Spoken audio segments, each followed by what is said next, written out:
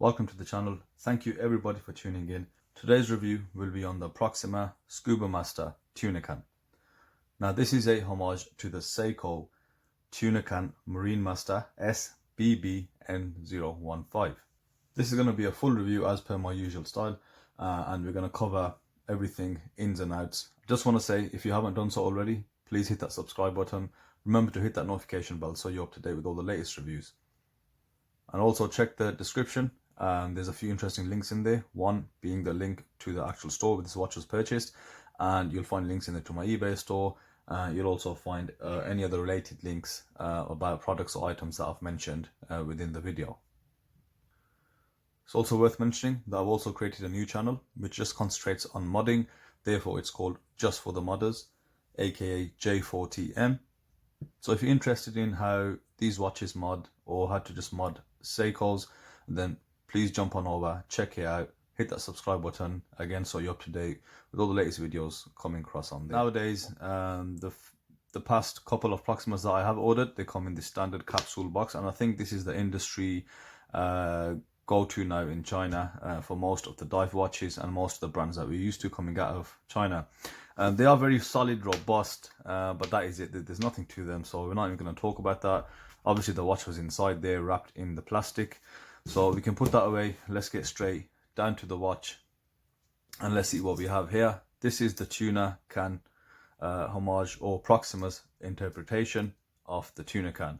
The Tuna Can from Seiko, very popular and instantly recognizable watches, and this goes into, I think, one of the top 5 most recognizable Seikos, and I'm putting this in the basket with things like the Captain Willard, the Turtles, the SKXs, and the like. So I mean, these watches are hugely popular, and just touching on Seiko themselves, they have just so many variants I can't even keep on top of. Let's give you guys some dimensions and specifications before we go into the details.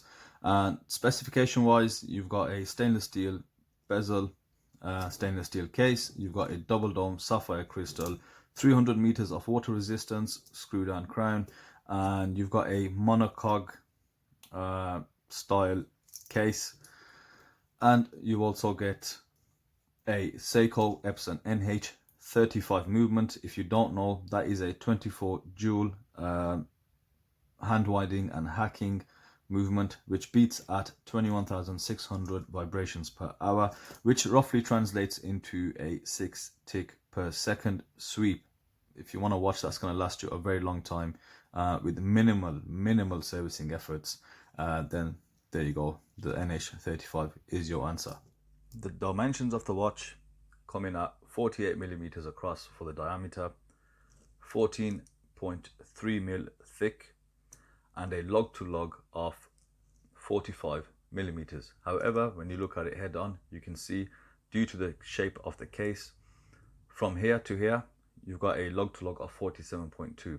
Both, however, are below that 50 mil, and now 50 mil is my Goldilocks zone for wrist sizes around 6.5 inches. Anything above that, 7 inch plus, you'll have absolutely no issue, but I've got 6.5 inch wrist, and I think anything below that 50, as mentioned, it will sit pretty well.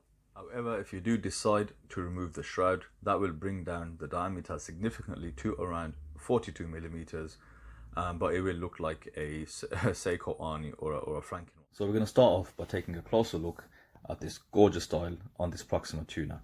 Instantly, as soon as you look at it, the dial is very well recognizable. It's got the classic look, and this dial will definitely appeal to the enthusiasts amongst us. So you've got a matte black dial which is paired with a matte black plastic chapter ring, and you've got a mix of printed and applied features. On the printing side, you've got the Proxima logo at the 12 o'clock, and at the 6 o'clock you got Scuba Master Professional 300 meters. You also got a printed chapter ring and a white curved edge date frame. Now what I can say about the printing, it is very crisp and very clear. There's no faded letters or markers on there, and it contrasts beautifully against the matte black dial to give you that improved legibility. Now the applied features on the dial is limited to the indices, and you can see that they've got this beautiful silver polished frame, and you've got a mix between baton and circular hour markers. Of course, this is instantly recognizable to those Seiko fans out there, and this is one of the things which I do love about the Proxima, as it does go back and it tries to really homage that essence. Now the loom on the markers, you can tell it's white. That's because the loom is BGW9, and the loom on the hands is C3 Super Luminova. As you can see, a off-white or almost just a touch of green on the hands. Now this watch also uses the classic tuna hands, and you can see they have been highly polished as well. And you've got the hour and a minute hand with that fine little point which does point directly to the markers on the chapter ring. And you've got that classic SKX style seconds hand with the lollipop on the back end. And this hand is, you know, you see it on a lot of the Seikos out there, and I think on the Tuna this handset does really match it really well. The dial is really effective. Yes, it is plain and simple enough, but it's got these small details which just complete it, and it gives it a very OEM look. The dial alignment is also spot on, so pay attention to the markers and how they line up with the chapter ring, and you'll see everything does match up and sits pretty much bang on in line. It's also worth mentioning that Proxima do this in a gilt version, which is similar to the MM300 Homage that I released just before this video. Let's take a look at the loom. So the hands are C3 Super Luminova, however the dial is BGW9. Now I think this is a subjective thing. I personally don't mind the dual color loom. I know there are a substantial amount of people out there, substantial number, that don't like this multicolored loom. So it might not be for you. If that's the case, it might be a put off. For me, it's absolutely fine. There's not an issue. Now the loom might look quite dull. That's because I don't like to flash the loom on these dials with UV ray. I like to keep it natural and just give you an accurate representation of what the loom will be on the dial. And even though like this, you can tell it is still very bright, very clear. Let me just show you a difference on. Let's give it a quick zap of the UV. Now with that UV applied, you can see it gives it a just quite a lot of glare, to be honest, but that is super bright now. What I'll say though, a C3 does last longer than BGW9, so you will see the hands quite a bit after the BGW9 starts to fade away. Crystal used on this watch is a sapphire double dome crystal with blue AR coating. The first thing we want to look at is just the fit and finish, and you can see, look how flush that sits, and it is a low dome. My personal preference, I don't like the high dome sapphire crystals. I think it gives the watch a very rounded look from the side view, and that's just not for me. I think it does transform shapes of watches, and it only does suit certain watches. So you've got a very low dome sapphire crystal, perfect fit and finish. It isn't protruding too much, which shows a missized sapphire crystal being used. And you can also see that it does have a chamfered edge, a very slight chamfered edge, which gives you that refraction or reflection to the hour markers. Now the one thing that you will pick up, and I can already preempt a lot of subscribers commenting, is that there is a hell of a lot of blue AR coating on the sapphire crystal, and I think somehow we have to share the blame in that, or we are actually the root cause of a lot of these Chinese suppliers coming with this super blue AR coating. Now this is due to the mod market. The Proxima, Heimdallr, SteelDive, a lot of these companies started due to the whole modding culture. Now because of that, and as you all well know, is that this blue coated sapphire is in great demand, and it's one of the first mods that people do to watches like the SKX and the Seiko Turtle. However, the enthusiasts amongst us, we do prefer slightly less AR coating. We like to see just a glint or clear. Now clear AR coating is slightly more expensive, but I think certain brands should start looking at that side. Overall, I think people do love the blue AR, but you can see here on camera there is loads of it, and it gives you a lot of glare, and indoors as well on certain angles it does reduce that legibility of the dial. This brings us over to now the bezel. The bezel itself is a fully stainless steel 120 click unidirectional bezel. Let's give it a... The thing is with these tuners, due to the shroud, they are notoriously difficult to actually turn and set, but once you get going, once you get the grip, it is smooth.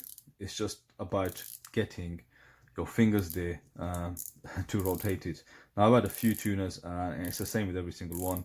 You know, the rotation is actually perfect. There's no issues with it. But it's about just getting that good grip. So alignment of the bezel. So this is it's just off very slightly, but let's just have a look. If we click it one forward, and you have really minimal playback, just fractional playback, and just bring it back slightly, and that will line up. Again, we are accustomed to this from Seiko, so for me it's not a deal breaker. Definitely the design of the bezel, so this is somewhat reminiscent of the sub-style bezel. You've got these scallops here, so but these are quite large just to help you get that grip, and the center's polished, but you've got a brushed surround on the actual bezel. Bezel insert I went for was the polished stainless steel with the black filled markers. Now this is more like a GMT style bezel insert, and I don't really mind. I think in hindsight a brushed stainless steel bezel insert would be a lot better. This is an absolute fingerprint magnet, and also because of its high polished surface. Now I really haven't done anything with this watch at all. I've not wore it out anyway, and you can see some very faint hairline scratches. Now over time through use that will get pretty messy. However, fear not, these do take SKX 007 bezel inserts. Now moving on to the case, as I mentioned, the case is 316L stainless steel, and it's also a monoblock case. What that basically means is that this whole case should have been machined by a single piece of stainless steel. Now let's have a look at the shroud, and you can see that brushing around the shroud, and what you will notice is look how fine that brushing is. On this Proxima, this is one of the most superior brushings that I have seen around the shroud, and it does really give that overall look of a premium solid looking watch. Now, of course, this being a tool watch, brushing is the preferred option, as it will limit the amount of fingerprints and the hairline scratches that are visible on the actual case. But what we're going to do is, obviously the shroud covers everything, you can't see much else. Turn it back. So the case back, you've got a polished case back, and you've got a drawing here, little picture of a very goofy looking dolphin, and you've got some specifications. Apologies, let me just try and zoom in on this. There's some clarity there. So all stainless steel, sapphire crystal, divers, 300 meters. Yeah, I would have preferred it to be blank, or you know, just make it, if you are going to put a logo, at least put some effort in making the logo look kind of nice. Lug ends, so you have drilled end lugs on the case, and you've got these little lugs sticking out. That is a really good feature of that. The Tuna, I do really like this feature, and it allows for you to use any type of bracelet and strap, and all straight end lugs. So those bracelets are very common. You can get literally any design you want, and it just tucks itself underneath the shroud, so you don't really see a gap between the watch. What I'm going to do for you, let's take off the shroud, let's have a look at the case underneath. To remove the shroud, it is very easy.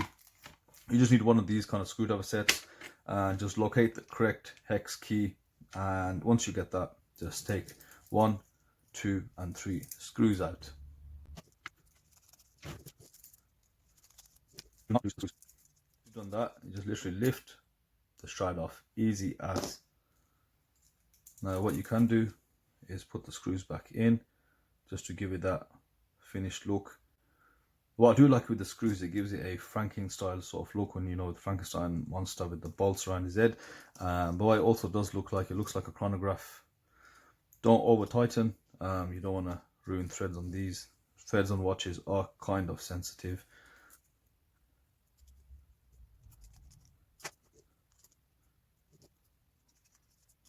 There we go. Now for me, when I see a de-shrouded Tuna, it looks so different. Now with a de-shrouded Tuna, let's see what the diameter is reduced to. Just under 43. Wow. And this Tuna here, because look at the bracelet is so large, it looks just absolutely ridiculous. But with the shroud off, you get much better grip from the bezel, and then you can really see what it is like. The bezel itself, the movement, everything is perfect. It's actually really good. very fluid, and I mentioned about just a little bit of backplay. Looking at it, okay, so we mentioned it's a monoblock case. However, in reality, looking at these witness lines, it isn't. So I'd say it was two pieces of metal that they have somehow welded or joined together. Now, it's okay. I mean, I don't see any cause for concern, to be honest, but it's not made from a single piece as I initially thought, and what is sort of known.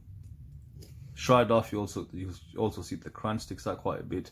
And try it, if anyone's got a tuna, take the shroud off and wear it for a couple of days, and the watch will actually look quite different. The last thing we need to look at is the bracelet, and I'm sure while you have been watching, you must have thought to yourself, wow, this is one heavy duty bracelet.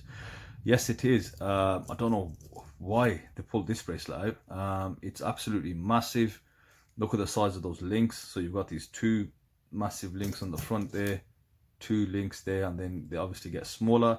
Look at just the thickness of that bracelet, and I have to tell you that it adds so much weight to the watch, just so much. I don't usually weigh watches because the weight I couldn't really care less of what the weight of a watch is. It's not like it's going to affect me aerodynamically, is it?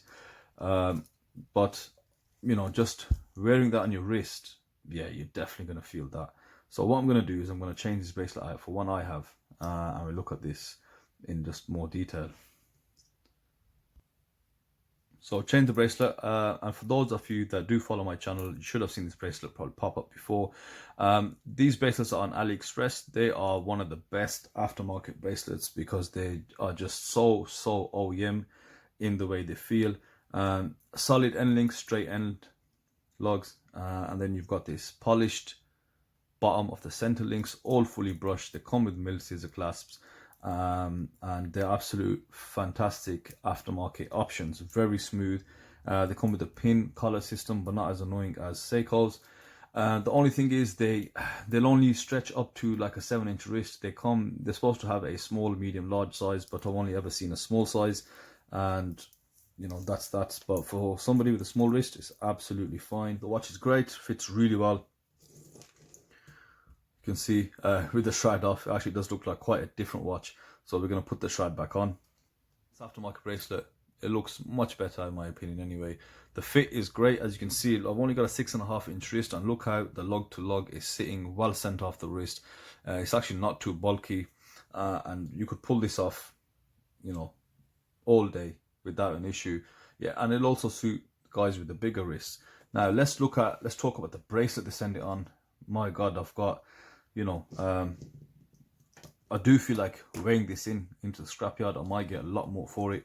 I might get actually the money back for the watch if I were to do that. So very thick bracelet, stamped clasp. Now, speaking with Proxima, they have advised that all the new watches do indeed come with milled clasps.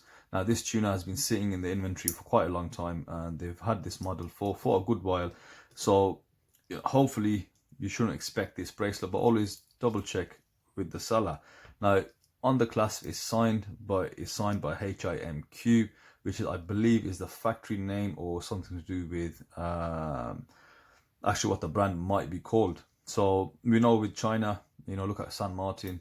There's a few other brands. They do have some discrepancies with the names used. It's not for me. I would remove that and I'll put it on one of this. It's just reduced the weight by so much anyway, and it fits a lot better.